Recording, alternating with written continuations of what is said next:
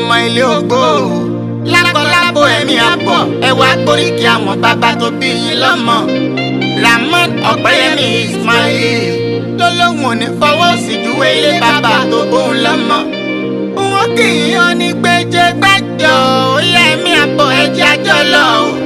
Ẹ̀yin ọmọ wọn nílé ògbó Ìjàyè gan ìlọmọ arẹ́pọ̀ padà àwọn bàbá tó bí yín lọ lákàlẹ̀. Ọmọ Basọ̀run ará Èkìtì ọmọ aṣípanilé ọmọ awúnúwúnú bàbá hùn ọmọ ọkàn mi ẹran bọ̀ làbàtà ọkàn mi ẹran bọ̀ lè èsùn gbogbo ẹran tó bá wọlé yín dẹ̀ran lọ́balọ́ba ọkàn mi kẹ́fọ̀n ó dúgbẹ́dúgbẹ́ ọmọ àdọ́kọ́ lójú àgbàrá ìbẹ́ yìí lọ́mọ fẹ̀sọ̀ ṣe kíyànrín má dá sí i ẹ̀yin lọ́mọ àdọ́kọ́ níbi owó gbé so ọmọ òòṣà ọjà ọmọ olú ilé ògbó ní dàrú aboyún ilé ó máa bí wẹ́rẹ́ kákan máa tọwọ́ alábòsùn kí lọ́mọdé lágbà ó máa rí ṣe o.